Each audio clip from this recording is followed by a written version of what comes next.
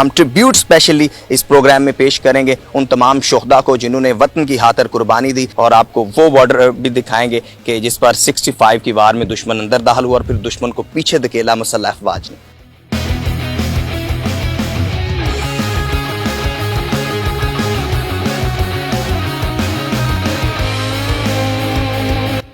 वतन के दफा के लिए ये जो जवान हैं, ये रोज़ाना इनकी क्या एक्टिविटीज़ रहती हैं। जैसे कि आज का दिन है, तो आज के दिन में ख़ुसूसी तौर पर पहले जो है वो फूल चढ़ाए गए यादगार शोहदा पर, फिर सलामी दी गई, और अभी इस वक्त हम प्रैक्टिस ग्राउंड में मौजूद हैं जहाँ पर ये जवान प्रैक्टिस करते हैं। जो वेपन्स है इसको यूज़ कैसे करना है इन्हें सिखाया जाता है।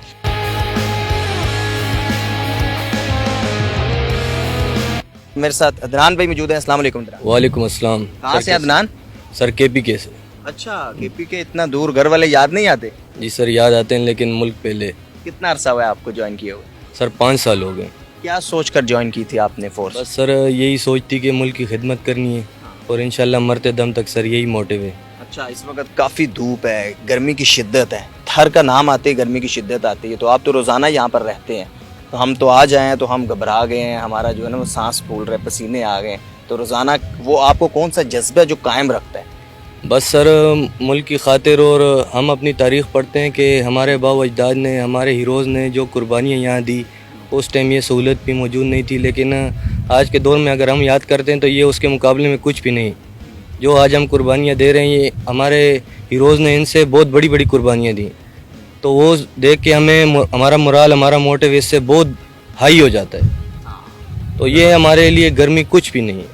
तो ये जवान हैं, और जवान इसी तरह यहाँ पर डेली प्रैक्टिस करते हैं। इस वक्त दोपहर का वक्त है, शदीद धूप है, और शदीद धूप में ये गर्म रेत के ऊपर जो है ये प्रैक्टिस करते हैं, फायरिंग करते हैं, और मकसद सिर्फ एक होता है, वतन का दफा।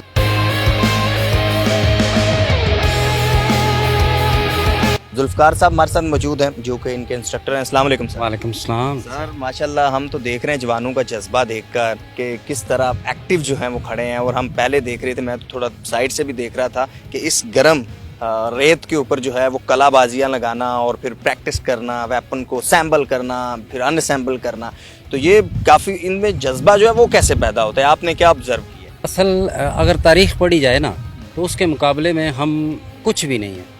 जितनी हमें आजकल फैसिलिटीज़ मिल रही हैं, या हमारे उस दौर में जब कुछ भी नहीं था, तो हमारे जवानों ने जिस तरह, हमारे शोहदा ने, हमारे हीरोज़ ने जिस तरह कुर्बानियाँ दी हैं, उसके मुकाबले में तो कुछ भी नहीं है।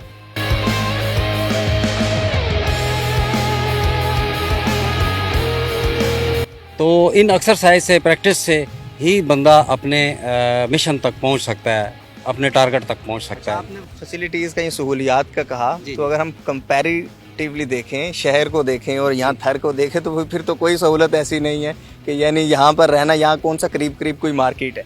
नहीं, वो आपकी बात बिल्कुल सही है, लेकिन आप हमारे हेडक्वार्टर से कभी बाहर निकल के देखें ना, जो यहाँ के मकामी लोग हैं, तो उसके मुकाबले में हम फिर भी अल्लाह पाक का बहुत शुक्र है कि अल्लाह ने इतनी नेमतों से हमें नवाजा हुआ है कि जिसका हम शुक्र अदा नहीं कर सकते। इंसान तो फिर वो जिधर भी जाता है वो कहता है कि ये कम है, लेकिन अल्लाह का शुक्र है कि हमें भी हमारे डिपार्टमेंट ने बहुत कुछ दिया हुआ है अंदर।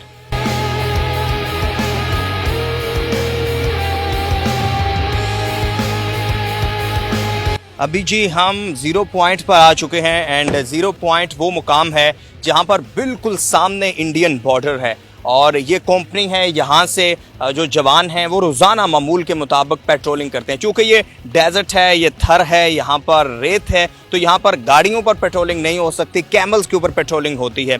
और आज हम आपको ये भी दिखाएंगे एक्सक्लूसिवली कि किस तरह थर का जो इंडियन बॉर्डर है वहाँ पर किस तरह पेट्रोलिंग होती है, और किस तरह हमारे जो जवान हैं, किस तरह सिंध रेंजर्स हैं, वो जवां मर्दी के साथ ये पेट्रोलिंग भी करती है और अपनी ड्यूटी भी सर अंजाम देती है। जो एरिया कमांडर हैं वो हमारे साथ मौजूद हैं। अस्सलाम वालेकुम सर। वालेकुम अस्सलाम। अच्छा बताइएगा सर कि कैमल के ऊपर पेट्रोलिंग तो काफ़ी ज़्यादा मुश्किल है, और आपकी क्या मामूल के मुताबिक इसी तरह पेट्रोलिंग होती रहती है कैमल पे? एक्चुअली डेजर्ट है, और इसको जहाज़ कहते हैं सहरा का, तो इसके बगैर पेट्रोलिंग बहुत मुश्किल है।